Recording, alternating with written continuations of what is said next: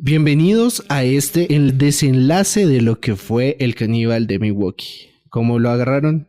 ¿Qué sucedió? Los detalles de los últimos crímenes, pero no por últimos menos escabrosos. Acá comenzamos. El 2 de noviembre del año 2000, En los foros del Time Travel Institute, el usuario Time Travel-al-piso 0 empezó a revelar información, sobre los posibles futuros a los que nos enfrentaremos como humanidad. aunque muchas cosas no sucedieron. Con su paso se creó una estela de duda. frente a la información que conocemos. Y a esto le llamamos El el efecto. efecto.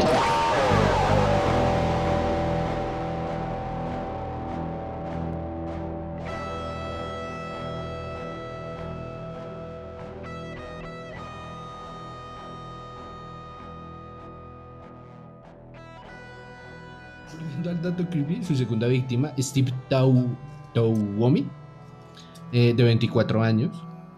Esto fue en septiembre de 1987 y para este punto Dahmer había pasado 9 años sin víctimas. Ahora, en este punto, como diría el buen Sebastián Camilo de Serialmente Te Amo, podríamos de fondo la canción de Psycho Killer, porque fue en este punto cuando se desató. Dijo ya, ¿pa' qué? Sí, ya se descontroló. Y aquí quiero resaltar una frase que él dijo, que es muy cierta y nos muestra un poco qué tipo de persona era Dahmer. Dijo: la gente acude a estas sangrientas películas de terror para ver cosas horribles. La única diferencia es que yo lo hacía de verdad. Sí, él se identificaba con varios personajes de la ficción, se identificaba con Palpatine y se identificaba con un sacerdote que fue poseído en El Exorcista. El Exorcista 3. Exacto. Porque ni siquiera la 1, la 3. Entonces, en cierto modo, se empezó a justificar sus actos con lo que veía en el cine, en el entretenimiento, esa transformación de una persona que no está haciendo nada malo por alguien que empieza a cometer como estos actos. Y ahí claramente hay una división de realidades. Entonces él empezaba esta transformación en frente de sus víctimas como para mostrar que estaba cambiando, ¿no? Que podía dividirse en dos. Es verdad. Entonces, le pregunta: ¿en qué momento te entregaste por completo a estos sentimientos? Él dice: después de lo del Hotel Ambassador. Ahora, ¿qué te hizo querer matarlos? La fuerza base, creo yo, era un reprimido deseo sexual. Quería encontrar cualquier cosa que la vida me diera esa sensación de paz. Sí, necesitaba como... Lástima, dio demasiadas señales de auxilio y ninguna se atendió y es frustrante. Y el psicólogo que alcanzó a evaluarlo sí se dio cuenta y... ¿Le hicieron caso? No le hicieron caso. Ahora, en este caso podría entrar un momento para hablar como de cuál es la famosa pregunta de ¿se nace o se hace? Específicamente para esto. Primero, dejar el disclaimer de que el hecho de que sea homosexual no tiene absolutamente nada que ver con este tipo de conductas y esto que ocurrió. Hay diferentes cosas que pueden producirlo. Están los síntomas clínicos. En este caso tenía historial de depresión por parte de la familia, de la madre, pero habría que ver qué más podría haber ahí como a nivel familiar. Están los trastornos de personalidad. Él tenía un trastorno límite de la personalidad con una sociopatía. Las enfermedades médicas en general, ya mirar la parte física como tal, si algo estaba ahí involucrado, y los problemas ya psicológicos, sociales, ambientales, en este caso todos los problemas que no pudo solucionar a nivel familiar, a nivel psicológico, que creo que fueron de los que más ayudaron a que esto pasara. Diablos. Bueno. Y uno también tiene señales, claro. Me refiero a alarmas psicológicas y lo que te digo, uno las ignora y no entiende cómo funcionan. Digamos, yo tuve en mi pasado bastante, pues seguramente ahorita también. Yo también estoy bien enfermito. Pero me refiero, había como pequeñas explosiones en cuanto yo tuve serios problemas en mi adolescencia para manejar mi ira. Era bastante explosivo y hasta que no tuve un debido seguimiento con con un par de psicólogos en el colegio por aparte, uno no se da cuenta de esos desencadenantes, sino lo normaliza porque lo que tú dices, sí, en mi casa tal familiar, tal persona lo hace, entonces esto es súper normal. Sí, exactamente. Y si la persona ya tiene como cierto trastorno ahí como que está presente, se termina de generar el cóctel. Exacto, aparte que yo creo que es el gran problema es que se normaliza todo en general, entonces siempre está la frase como, déjelo, él es así o ella es así, fresh. Sí. Odio esas vibras hippies de déjalo, wannabe, todos podemos ser. El viejo está desmembrando a alguien, lo está metiendo en una maleta. Sí, tal cual. Sí, bueno, aquí con la música de Psycho Killer de fondo, vamos a irnos al tercer asesinato. Y es que dice Dahmer, una noche salí y conocí a un chico, creo que era indio, estaba esperando el bus. ¿Recuerda su nombre? No. Para esto, pues la abogada ya sabía qué era lo que había pasado y le pregunta, ¿dónde estaba tu abuela? Él dijo, estaba arriba, profundamente dormida. ¿Y qué pensabas en ese momento? Yo solo quería tener la mejor forma de tenerlo. Mis pensamientos no eran lo mejor, había preferido que se mantuviera vivo. Para el caso de James Doxtator, Dahmer lo drogó y asesinó en la casa de su abuela. Al día siguiente se levantó y desayunó con su abuela. El cadáver seguía arriba y luego utilizaba el cadáver con fines sexuales después de llevar a su abuela a la iglesia. O sea, le decía como, abuela, vaya para la iglesia. Se quedaba, usaba el cuerpo, ya estamos hablando de necrofilia, y lo dejaba de nuevo en la bodega de la casa.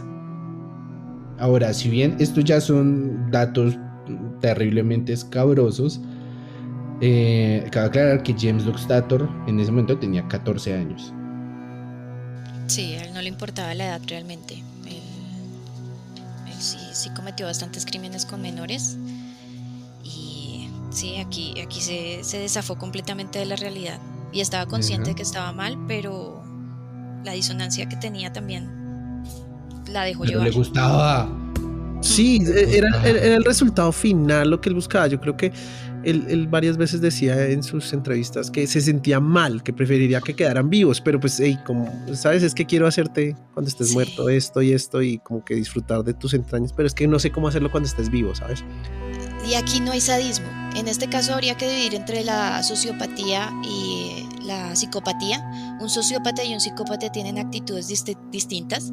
En general, la característica es que no sienten empatía, porque si bien pues estos criminales hablan como si no hubiera sido nada grave, sí el sociópata evita un poco más el dolor. Él no produce o no tiene estas actitudes sádicas porque no le interesaba el sufrimiento, solo le interesaba que estuvieran inertes, que estuvieran quietos para después ya digamos que saciar otras necesidades. Y esa es una de las características que él tenía. Él evitaba el sufrimiento de la otra persona, intentaba drogarlo rápido, matarlo rápido. Sin embargo, sí intentó hacer el experimento del zombie, que estaba como dentro de una necesidad de que la otra persona le respondiera o estuviera moviéndose de cierta forma, pero pues claramente todo mal con esto, todo muy mal con esto, sí. Porque ese sí no lo hizo basado en nada científico, ¿no? Era como probemos, si le taladro la cabeza y le meto algo, quizá funcione. Exacto, aquí lo seguía Pero tratando como objetos. No se me vayan. Exacto, seguía siendo un objeto que tenía el final último de poder generarle esa compañía que él estaba como necesitando con tanta... Marica, qué fuerte, porque siempre es eso, o sea, necesito que alguien se quede, esté conmigo. Sí. Exactamente. Bueno, y precisamente así es como llegamos a la tercera parte. Vamos a entrar al desenlace, pero seguimos muy en el nudo de esta historia, y es los apartamentos Oxford. Después de vivir con su abuela, se fue a vivir a los apartamentos Oxford. Quedaba bastante retirado de la casa de su abuela, pero ya era su propio espacio. Quería tener un lugar donde poder llevar a las personas. Ahora, al estar aquí es donde la cosa ya llegaba a niveles grotescos. Sí, igual ya está feíto. En un complejo de apartamentos era más complicado romper huesos con un martillo, por lo que para solucionarlo compró una olla de 30 litros con la cual hervía lo que quedaban de los cuerpos, y también adquirió un galón para basura que llenaba de ácido para eliminar los huesos. Ahora, el tinoje grande. El azul, sí. El tinoje grande, clásico, sí. Ese lo tiene mi vecino, que tiene una carnicería. Ay, Qué bello todo, ahí pone todas las cosas. Hermosísimo. ahí está. Ay, no, ¿y ¿dónde está mi disonancia? Espérame ahí. Sí.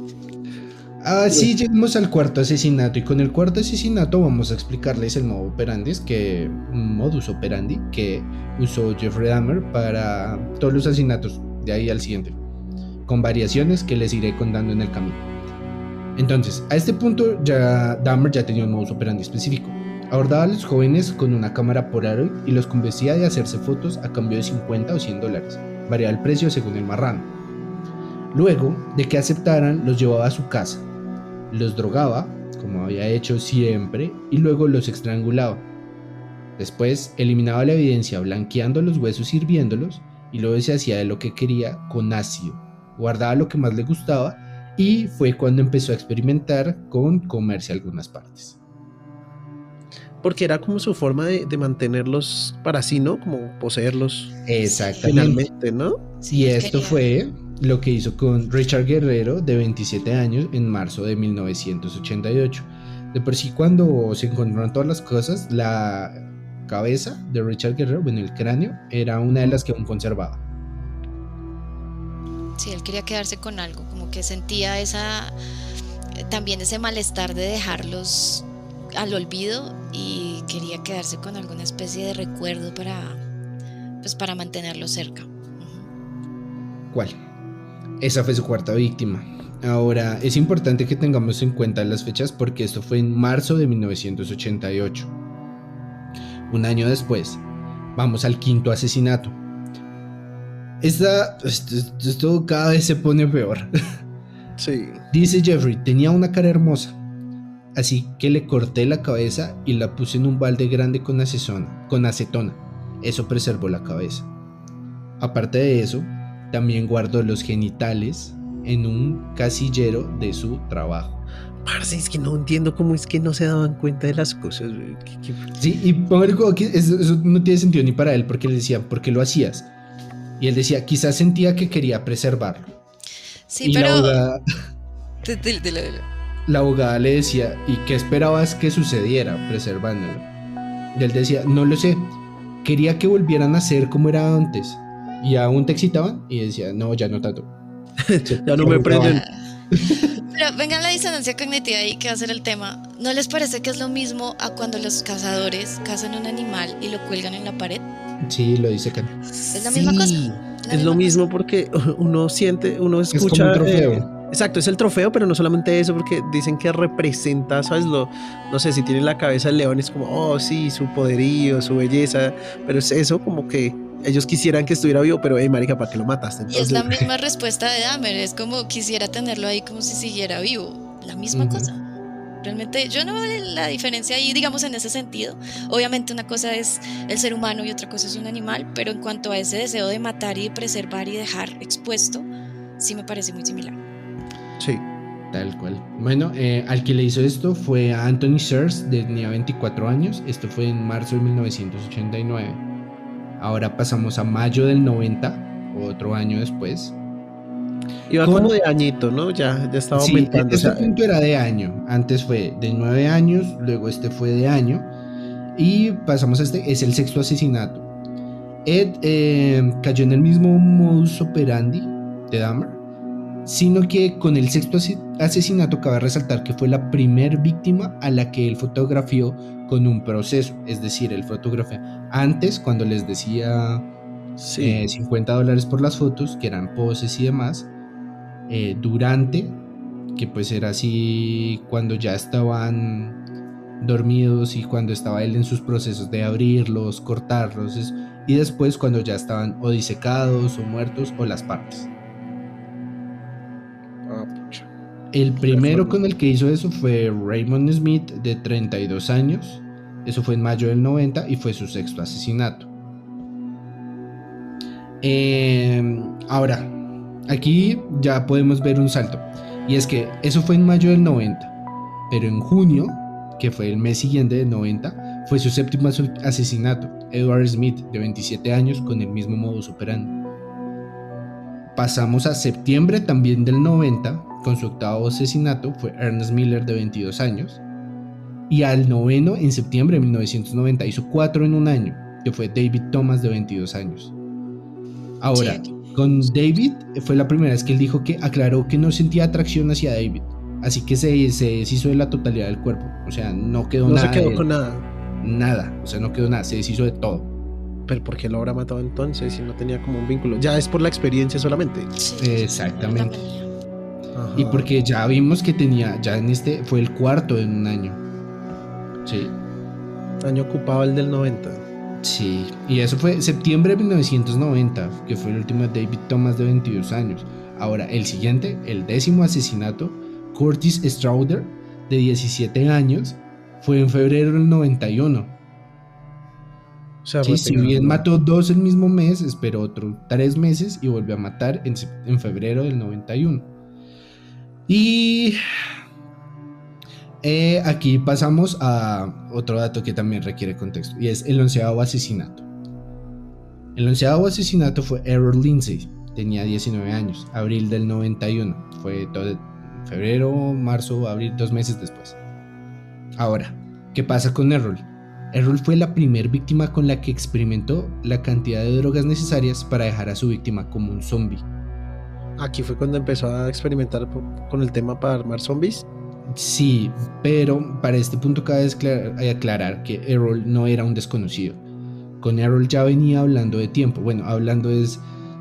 Bueno, el punto... Errol era sordomudo. ¿Sí? Creo que es solo sordo, no necesariamente sordomudo, sordo. Bueno, sí, pues era sordo. Entonces Errol solo se comunicaba con una libreta. Siempre estaba escribiendo. Okay. Ellos habían hablado, incluso personas cercanas a Errol decían que Errol sentía su relación con Dahmer como una relación. Muchas personas dicen, yo estaba hablando ahí, pero cuando Dahmer llegaba al bar, él siempre se iba detrás de él. Ahora, esto fue lo que dijo Dahmer. Con el sordomudo quería tenerlo conmigo, así que le di pastillas. Se quedó dormido. Quería pensar una forma de tenerlo conmigo sin matarlo. Y entonces tenía un taladro en casa. Y aquí dice, estoy citando lo que dijo Dahmer, ¿no? Y sonara mal. Hay un silencio. ¿Lo digo o no? Dígalo, Silencio. Don Dahmer. Tomé el taladro mientras dormía y le hice un agujero en el cráneo para ver si podría lograr que él quedara en un estado zombie. Aquí le preguntan. En ese momento la abogada quedó calladita. Sí, sorprendida. Igual que todos, ¿no? ¿Qué putas? Y fue cuando justo en esta él estaba con un psicólogo y el psicólogo pregunta, Jeff, ¿de dónde sacaste esa idea? Él dijo, no lo sé. Solo quería tenerlo sin tener que matarlo. Pensé que funcionaría. O sea, él quiso hacer una lobotomía, pero sin saber cómo hacer una lobotomía y sin siquiera saber que era una lobotomía. Sí, claro. Aparte que creo que él tenía mucha incidencia en su vida de la cultura pop televisiva en general, ¿no? Del cine, todo eso. Entonces tenía el concepto de zombie, pero no tenía ni idea de cómo funcionaba, man. Exactamente. Pero ahí no acabó. Después de haberle perforado el cráneo, Dahmer inyectó ácido por el orificio que abrió en el cráneo. Y así fue como mató a Errol Lindsay, de 19 años, en abril del 91. Shusha. Complicado ahí porque pues tenía cierta estima por él, pero igual no podía saciar esa idea de mantenerlo perpetuamente al lado de él, creo yo. Sí. Sí, el trauma que tenía con el abandono era una cosa absurda. O sea, ¿era más por el miedo de que en algún momento el man dijera me tengo que ir o se vaya simplemente? Sí, al parecer sí ese era como su mayor miedo y no logró procesar bien ese miedo a la pérdida. Tal cual. Bueno, eso fue el 11º asesinato. Para el 12º asesinato fue Anthony Hughes, de 31 años. Eso fue en mayo del 91. Fue el mes siguiente, completamente. Y así pasamos al 13º asesinato, que el 13º también tiene otra de esas cosas que dice, maldita sea, ¿por qué pasan estas cosas? ¿Sí? Y es, bueno, Dahmer estaba en una plaza comiendo pizza. Cuando vio a un joven atractivo, Conrad. Comenzaron a conversar y él le ofreció $50 para que posaran unas fotos. Él aceptó para ir al apartamento. Allí le dio el clásico cóctel e intentó de nuevo taladrar y darle ácido muriático. Dahmer quería ser un zombie. Y en este caso particular, algo había funcionado. ¿Qué fue lo que dice? Que en ese momento él le dio una orden y él la hizo. No se sabe qué fue lo que cambió, no se sabe qué sucedió. Puta Pero suerte, maldita sea para pasó. este hombre. Ahora, Jeff, en medio de su victoria, salió por cerveza. A lo que Conrad, quién sabe cómo, salió corriendo por el callejón y un vecino la vio y llamó a la policía. Ajá. Ahora aquí hay un contexto. Y es que habían dos niñas, como les dije, el vecindario donde estaba Dahmer era un vecindario donde predominaban los afrodescendientes. Ujú. Dos niñas lo vieron y dijeron, estaba desnudo en la calle desorientado y tenía sangre que le salía del ano. Ellas fueron a la casa y le dijeron a mamá, mira esto. La mamá llamó a la policía y está la grabación. Y dice, la mamá llama y dice, hay un muchacho desorientado en la calle, al parecer está sangrando, como que intentamos levantarlo pero no se tiene. Y hay otra cosa que, o sea, hay muchas cosas que desgraciadamente jugaron a favor de Dahmer, y fue que cuando le taladró la cabeza no sangró. O sea, le hizo un hueco en la cabeza pero no había sangre, nadie vio el hueco en la cabeza. Entonces era, pues, digamos, podía pasar Entonces, por una decían, escena gay rara para ellos, pero gay. no, Queda la- ténganse los pantalones, porque Ya los ellos estoy llamaron a la perdiendo. policía y la policía llegó. La Ajá. policía llegó y estaban atendiendo al muchacho justo cuando Dahmer volvía de la licorera. A lo que él vio a los policías y viéndose como un hombre blanco en ese vecindario, les dijo, no se lo lleven, es mi novio y está borracho. Los policías le preguntaron, ¿es su novio seguro? Le dijo, sí, vivimos acá al lado. Los policías fueron hasta la casa de Dahmer, llevaron a Conrad con él y lo dejaron en el sofá. En ese momento Dahmer le mostró las fotos que le había tomado antes, cuando le había pagado los $50, y le dijo, si ves, es mi novio, nosotros somos una pareja. Aquí cabe aclarar dos cosas. Los policías fueron hasta la casa, pero si alguno se hubiera dado por moverse más allá del sofá, se hubiera dado cuenta que el cadáver de Anthony Hughes, que había matado el mes pasado, seguía en la cama. No, Pero o sea con los que policías dentro de la casa no lo Ajá. vieron, llevaron a Conrad de nuevo a la casa de Dahmer y se fueron. A lo que la persona que había llamado a la policía dijo, hola, yo llamé hace un rato, y el mismo policía que atendió la situación le dijo, sí, yo fui. Y dijo, ¿qué pasó? todo en orden, sí, Él normal. dijo, no, fue un lío de un novio borracho.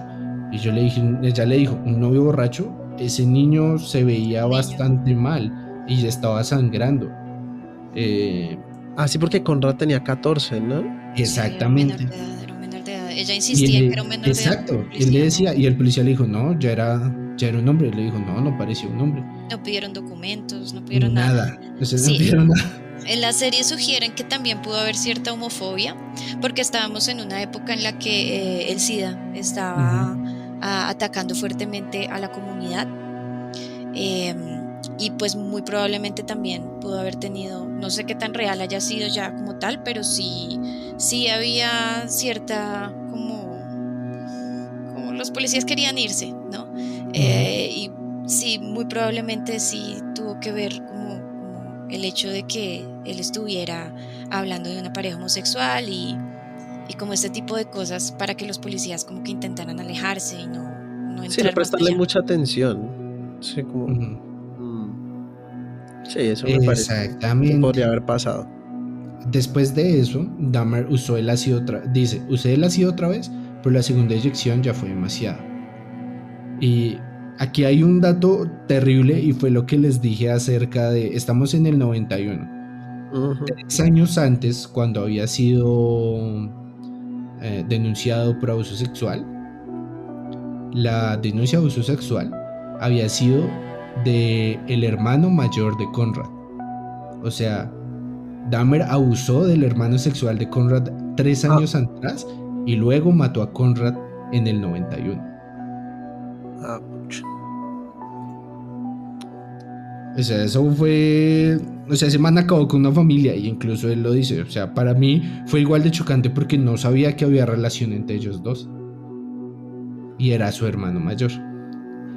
Y aquí hay otra cosa relevante y es que en este punto los cuerpos se estaban agrupando en el apartamento.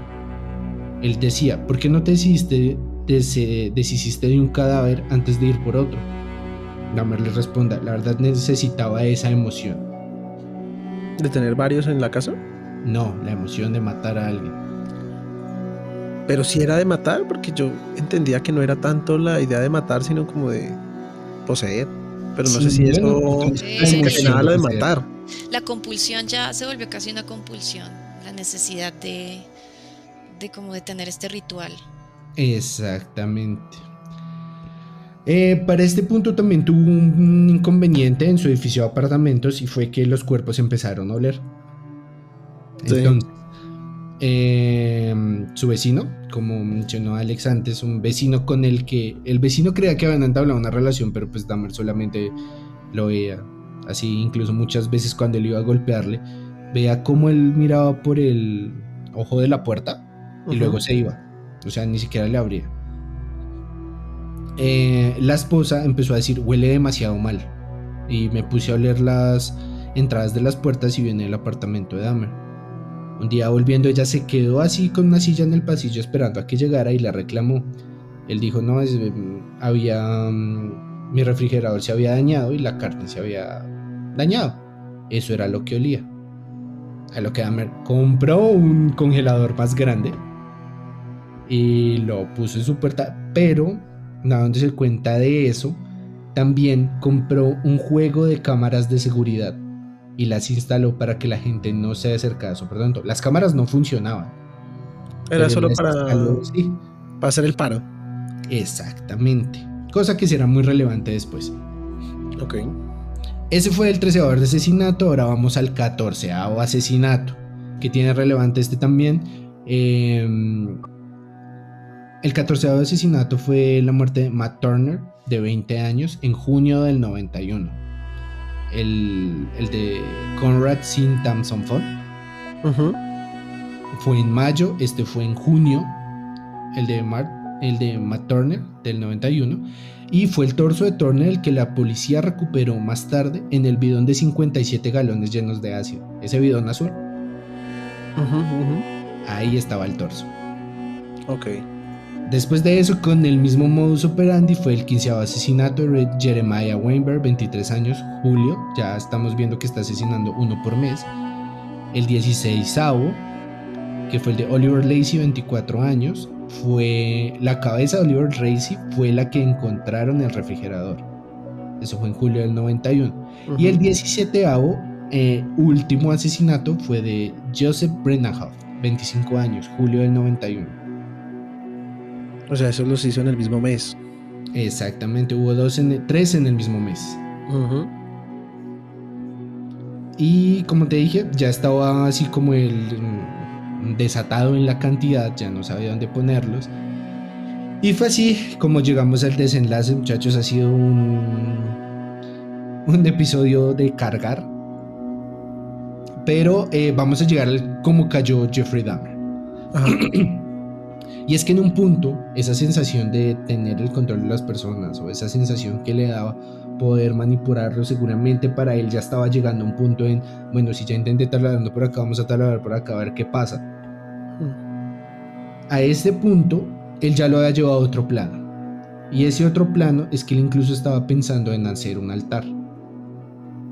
Un altar con los cráneos, y él decía, si pongo todos estos cráneos, incluso ya había empezado a ver la sangre humana, porque él decía, puedo tener una conexión y en algún momento tener lo que ellos tenían. Quería un control total sobre las personas que incluso ya había asesinado. Sí, ya se estaba saliendo de la realidad más. Sí, que ya estaba empezando a divagar. Se le estaba permitiendo la misma situación, ya tenía casi libertad, veía que no lo atrapaban, que no había nada al respecto, y ya empezó a dejarse llevar por sus ideas. Sí, exacto, se puso a jugar a ser Dios. Ahora, a este punto, el modus operandi de Dahmer era el mismo, comenzó ofreciendo dinero a cambio de fotografías, pero fue así como llegó con Tracy Edwards. Tracy Edwards accedió a ir a su casa. En el momento que estaban en su casa, Dahmer le esposó uno de los brazos a la cama, y cuando le iba a esposar el segundo brazo, Tracy dijo: un segundo, esto está mal. O sea, huele rarito. Aparte que no era algo así como que nadie se hubiera dado cuenta que había personas desaparecidas. Decían, la comunidad gay, si bien no era muy grande, la comunidad gay negra era aún más pequeña. Ujú. Y todos los días cuando llegaban al bar decían: hoy desapareció otro, y otro, y otro, y empezaban los carteles de se busca por todo lado. Y él dijo: no me da seguridad, no me voy a dar esposar la otra mano. Y lo que hizo fue el reaccionar. No se dejó esposar, pero pues no fue así como que lo empujó o algo, sino solamente como que se movió. Y siguieron ahí Sí, como charlando y huevoneando, porque casi siempre pasaba lo mismo, ¿no? Como que bebían, el man los drogaba, casi siempre veían la peli o charlaban de sus cosas, ¿no? Según entiendo. Exactamente. Para ese momento Dahmer puso una película, El Exorcista 3 otra vez. Y dice Tracy que empezó a hacer sonidos mientras la veía. Así sonidos como... ¿Qué putas? En el momento en que empezó a hacer eso, Tracy vio su oportunidad y lo golpeó. Lo golpeó y corrió hacia la puerta, salió corriendo por todo el pasillo y cuando salió a la calle encontró una patrulla. Menos mal. En ese momento Tracy no quería como tal darles información. Solo quería huir, me imagino. No, él solamente quería que le quitaran la esposa de la mano. Ah, claro. Entonces él llegó allá a las patrullas: oficial, no va a creer lo que me pasó, pero me puede quitar esta esposa. A lo que el oficial la vio y dijo que no eran las esposas que usaba la policía, entonces la llave no le iba a funcionar. Uh-huh. Entonces, así como si eres un policía, alguien llega y diga como: oye, me quita esta esposa, va a preguntar qué pasó. Sí, total. Sí, Tracy le contó como: no, estaba pasando esto y a mí este man no me dio confianza, incluso me amenazó con un cuchillo. Entonces la policía dijo: bueno, vamos a ir a investigar. Fueron hasta la casa de Dahmer. Dahmer abrió la puerta, pero en el momento en que abrió la puerta, Dahmer ya estaba intoxicado. O sea, estaba así... bien llevado. Sí, estaba llevado, quién sabe si estaba ebrio, intoxicado, las dos. Aparte que yo creo que probablemente cuando Dahmer vio huir a Tracy, dijo: hasta aquí fue, digo yo, ¿no? Sí. Sí, yo creo que dijo: pues ya va a sapear. O sea, es que... y vendrán eventualmente, creo yo. Exactamente, entonces Tracy en el transcurso de todo eso les había mencionado algo acerca de una cabeza o cabezas en el refrigerador. O sea, Dahmer en algún momento cuando estaba con Le Tracy mencionó. le dijo que tenía cabezas en el refrigerador, porque eso es tan sexy. So hot.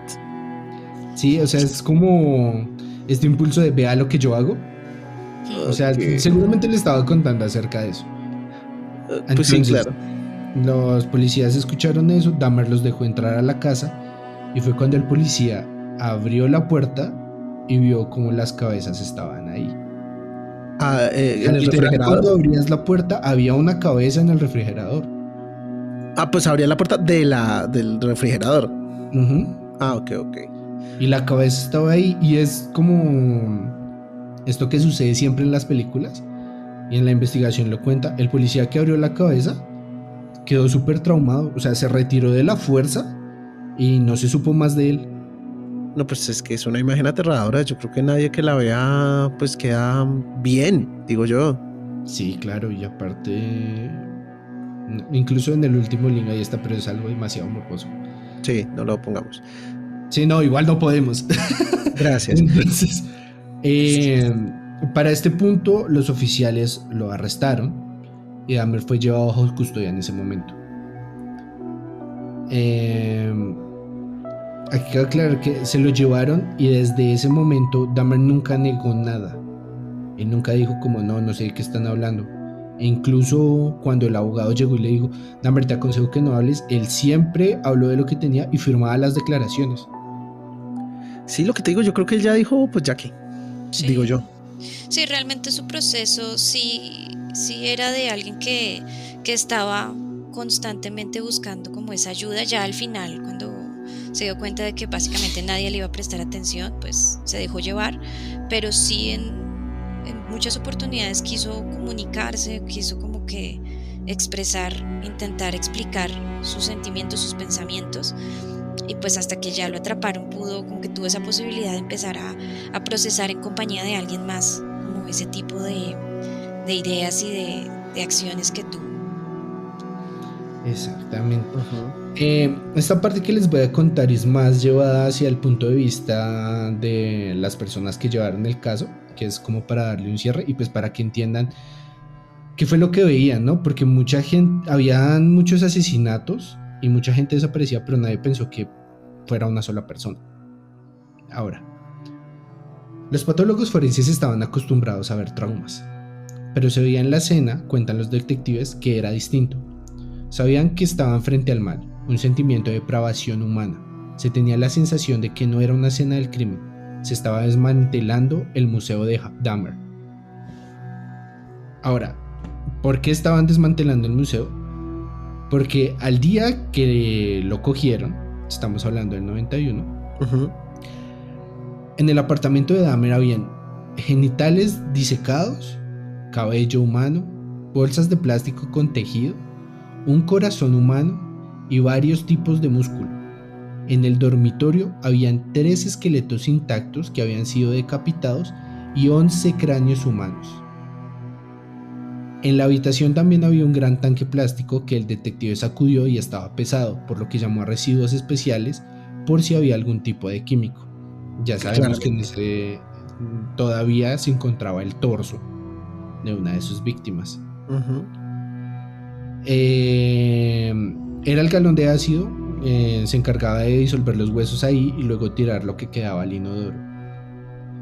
Ahora, también encontraron la serie de álbumes con fotografías Polaroid que mostraban la versión de antes, durante y luego de la disección.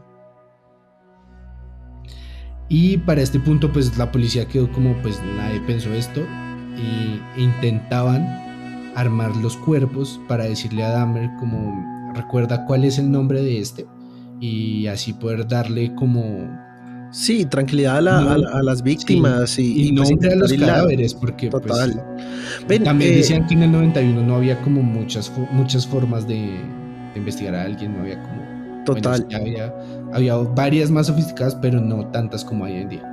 totalmente. Pero Alex, ¿por qué crees tú que Dahmer tenía tantas cosas guardadas, sobre todo el tema del antes después en fotos?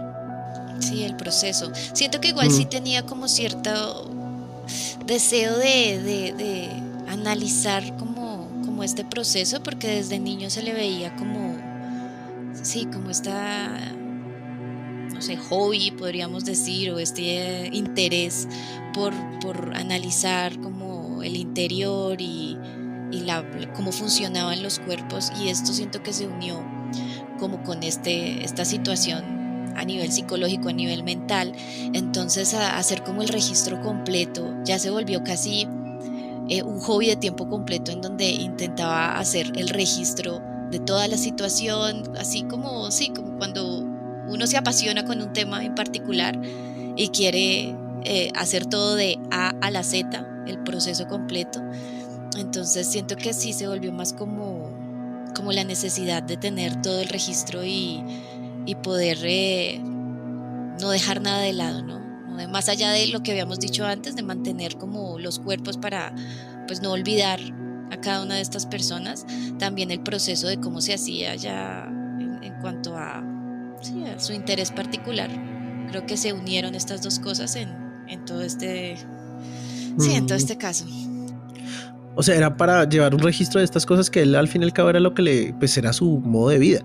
Sí, exacto, como digamos, una persona que le gusta la música va a tener registros de música en su computador y información sobre melómanos y cosas así. Es un hobby que se vuelve algo, una pasión. En este caso, obviamente, dentro de lo criminal, dentro de su parafilia, dentro de todo este problema a nivel mental, se unía con el interés por ver el cuerpo humano, por conocer estos procesos, muy probablemente en una situación en donde hubiera podido procesar bien sus problemas a nivel familiar y todo, pues todo este asunto a nivel psicológico, pero hubiera podido ser un buen médico, hubiera podido ser un buen cirujano, porque ya tenía la pasión. Sí. Que se unió con otra cosa, todo muy mal. Pero hay que tener claro también que los sociópatas y los psicópatas no todos son asesinos. Hay sociópatas y psicópatas que pueden entrar muy bien en el campo de la medicina, el campo legal, en campos de otras profesiones en donde no cometen crímenes, pero su misma pasión por este tipo de cosas o ciertas habilidades que tienen dentro de la sociopatía y psicopatía sí les ayudan a tener mucho talento en su profesión. Entonces muy probablemente hubiera sido un buen cirujano. Ay, con todo y Yo eso diría. tenía de hacerle cosas por dentro a la gente, digo, Ujú. está como raro. Sí. Bueno, este es el desenlace de la historia. Dahmer nunca negó nada, confesó todo, incluso les ayudó a descifrar quiénes eran las víctimas. Algunas recordaban el nombre, otras no, se sacaron por carteles de Se Busca y demás. Y aquí es donde llegamos al juicio. El principal reto al que se enfrentaba la defensa era demostrar todo para que Dahmer fuera declarado enfermo. Pero para este momento habían pruebas que demostraban su premeditación en los hechos, y algunas de ellas fueron, uno, lo que les dije, las cámaras que compró. La defensa aclaró por qué alguien que puede estar enfermo compraría un juego de cámaras para alejar a las personas, un juego de cámaras que no funcionaba. Es porque él sabía que lo que estaba haciendo estaba mal. Total. Dos, la cantidad de herramientas, porque puta si usó cosas. Tercero, la intención siempre es deshacerse de los cuerpos. No quedaba nada, o sea, no dejaba él una prueba. No era algo como ocasional, él siempre quiso. O sea que este es el proceso que tengo que seguir para que no me descubra. Y bueno, algunas de las pruebas que presentó la defensa fueron para declararlo que era insane, como dicen. Primero, que en un punto consumió la sangre pensando que esto los mantendría vivos dentro de él.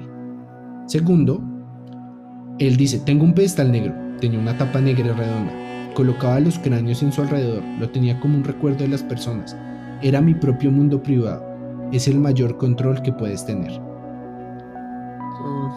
Ahí logró el control de cierta forma, obviamente la Pues peor de todas, pero en su pero forma retorcida de verlo, claro. sí, exacto, logró. Habían otras formas que desde psicología y psiquiatría se hubieran logrado, por supuesto que desde luego que sí, pero nunca tuve el acompañamiento. O sea, a nivel psicológico pudo haber sido tratado esto en una etapa temprana. En una etapa temprana sí. Aquí tenemos que hablar de la diferenciación entre una psicópata y un sociópata. El psicópata tiene una predisposición genética. No se va a heredar por completo, pero sí hay una predisposición a llevar a cabo estas como conductas criminales. No necesariamente asesinatos, pero sí conducta criminal. Y el sociópata tiende a ser más producto de la crianza y del entorno. Es decir, el resultado de factores más ambientales. En este caso, los psiquiatras, los psicólogos a esta persona le dieron el diagnóstico de sociópata, no de psicópata. Y un sociópata es más fácil de tratar que un psicópata. Un psicópata, al tener una predisposición genética, es muy difícil lograr que se ajuste sobre todo si ya tiene conductas criminales, que se ajuste a una vida tradicional, muy difícil. Mientras que un sociópata se puede, digamos que manejar un poco mejor. Igual no quiere decir que se va a lograr llevar una vida normal, no, pero sí se hubiera podido desde un principio. Si devolviéramos el tiempo, es más fácil trabajar con un sociópata que con un psicópata, definitivamente. Sí, hay muchas cosas yo que te quiero hacer una pregunta ahí. Si digamos, devolvemos el tiempo, cosa que podemos hacer porque viajamos en el tiempo, Sí, tiene y sentido. fueras tú la encargada de tomar esa decisión, que fue precisamente la de la juez, o sea, tú desde tu punto de vista ya profesional como psicóloga, ¿qué hubieras determinado en ese juicio? Ya cuando terminó, después de todos los asesinatos. Sí, ya en el juicio, o sea, te llevan a ti como la defensa trae a Alex como su... No, ya en ese punto ya no hay forma. Sobre todo O porque él sea, reconocía, él decía, si me volvieran a sacar, yo volvería. Se intentó pintar como una cosa muy fantástica y utópica en la serie cuando decían que la religión lo salvó, pero no hay nada más alejado de la realidad. Realmente el trabajo no va por ese lado. Él hubiera vuelto, otra vez hubiera visto a otros muchachos, otra vez hubiera comenzado porque ya había logrado producir como esta satisfacción y como este placer, y ya volverlo a llevar a la sociedad, no. sí, no, eso no se puede. Ya no. ¿Y qué tipo de tratamiento o futuro le debería esperar a una persona así como a Jeffrey, en este punto, en el 91, cuando lo agarraron? En este caso, pues ya mantener en la cárcel, intentar lo que hacen algunos en este tipo de situaciones, es pues volverlo una persona que apoya otros casos de otros criminales. Algo que pues es mantenerlo, digamos que encerrado, algún acompañamiento psicológico como para evaluar. Ya aquí sería evaluación psicológica, más allá de intentar cambiarlo, sería evaluar sus conductas, sus pensamientos y los procesos que lo llevaron a hacer lo que hizo, más allá de intentar cambiar a la persona. Sobre todo con la psicopatía y la sociopatía no hay más cambio, no hay algo más allá que hacer, y evitar este morbo, esta fanatización. Es que aquí ya es por lado y lado, evitar que las personas tengan acceso a este tipo de personas, porque siento que en Estados Unidos sí se les permite mucho a los medios. Se perpetúan estos nombres, se les da el nombre que ellos quieren. Lo que ha pasado con otros asesinos, ellos saben y tienen acceso a televisión, a medios, y pueden ver que les pusieron un nombre que les gusta, les permiten llegar cartas, les permiten llegar información, y todo esto lo que hace es generar que el ambiente en general pueda alimentar a otras personas que ya tengan ciertas tendencias a cometer lo que estas personas, porque se vuelven celebridades. Es que Ahí eso es ya lo yo que diría, creo no que pasa. trabajemos en esta persona, sí, pero trabajemos también en evitar que esto se vuelva una celebridad, que esto se vuelva un caso tan público con tanta información al aire. Creo que también es de lado y lado. Es verdad. Sí, evitemos que le hagan podcast, que berracos, oigan, ¿no? Siempre ahí buscando cosas. Bueno, para darles el fin, al terminar el juicio, Dahmer recibió no 12 ni 13, 15 cadenas perpetuas consecutivas. Los primeros años de su cadena los pasó en aislamiento, a lo que él le decía a su abogada: no puedo seguir ahí, soy una persona social. Le dijo: soy un animal sociable. Por lo cual pidió su traslado a población general. Le advirtieron: no haga eso, manito, no haga eso. Él dijo: no importa, se va allá. En población general duró un año, cuando fue atacado por Christopher Scarver, un recluso de 25 años, quien estaba... Es bien interesante y es incluso de cierto modo hasta poético. Fue atacado por Christopher Scarver, un interno esquizofrénico que sufría delirios religiosos, el cual le partió la cabeza con una pesa de gimnasio. Como su primer asesinato. Asegurando que cumplía con una misión divina. Dahmer fallecería de camino al hospital el 28 de noviembre de 1994 a la edad de 34 años. Y este fue el final del caníbal de Milwaukee. Pues bueno, estuvo fuerte. La verdad es que esto siempre le deja a uno como lo deja intranquilo, ¿no? Porque digamos que incluso hay estudios que dicen eventualmente tú te cruzaste con 1 o 2 asesinos en tu vida en la calle. Sí, yo diría que por eso hay que tener cuidado de no estar peleando tanto ni en internet ni pues como en la calle, porque uno no sabe con cuál psicópata o sociópata o personas con alguna alteración mental está diciendo incoherencias y lo quiero corregir. ¿Por qué no lo dejamos ahí? Y ya. Sí, todo zanjémoslo por la paz, equipo. Entonces, pues también, digamos que la llamada que también acaba de hacer Alex está súper válida, y es: no romanticemos nada de esto, ¿sí? Ni la serie, ni nada. Yo creo que este tipo de plataformas le dan nos dan una visión de qué está pasando. Intentamos escudriñar la mente de Dahmer para ver qué estaba pasando y claramente es un trastorno y una patología que pues estaba sin atención, lo que hablamos. Dahmer no tuvo atención ni familiar ni profesional a lo largo de su vida. Sí, exacto. Y lo otro fueron las víctimas. Hicieron un capítulo, creo que fue el 8, muy bello acerca de cómo las víctimas deben pues salir adelante, evitar que se generen este tipo de cosas de fanatismos. Y al mismo tiempo Netflix no dio ningún tipo de aviso ni dinero a las víctimas de esta situación. Gran ironía, la hipotenusa, sí, porque ellos no recibieron nada, recibieron la información igual que todos nosotros. Y sí, se quejaron del tema porque evidentemente nunca pidieron permisos. En este caso, toda esta información es de dominio público, cosa con la que tampoco estoy de acuerdo. Los datos deberían ser privados, y si bien hay información que eventualmente se filtrará, la información de asesinos seriales es demasiado fácil de conseguir, y eso no está bien. Nos consta. Sí, bueno, incluso dándole un fin a eso también, evidentemente no, cuando murió Jeffrey Dahmer no hubo como resarcir a las víctimas, por lo que varios grupos de millonarios de Milwaukee hicieron una colecta y compraron todo lo que había en la casa de él, porque precisamente querían evitar que se convirtiera en algo así como: compré la nevera de Jeffrey Dahmer, compré tal cosa. Compraron todo por $400,000 en el 91 y con eso le dieron el dinero a las familias. Okay. Perfecto, sí. Pues eso por lo menos, porque digamos que en muchos casos sí hay una idolatría frente a este tipo de comportamientos. O sea, tranquilamente hemos escuchado la historia de, oiga, sí, compré el auto de Hitler. Compré el cuchillo con el que tal asesino hizo esto, tengo la foto autografiada de no sé qué. Digamos, lo que dice Alex es muy cierto. El protagonista de nuestro siguiente episodio recibió constante atención social y podía contestar cartas, recibir cartas de gente alrededor del mundo, y él era idolatrado. Entonces, para que tengamos en cuenta. Ahí les dejo, adivinen cuál va a ser. Entonces, pues nada, vamos a ir cerrando este doble episodio que ha estado muy, muy interesante.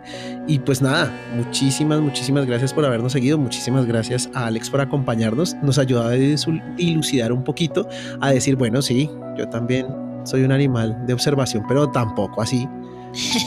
Seamos conscientes de la inteligencia emocional, de cuándo necesitamos ayuda, de cuándo de verdad necesitamos ayuda profesional. Y nada, muchísimas gracias por acompañarnos en un episodio más. Nos hablamos en 8 días.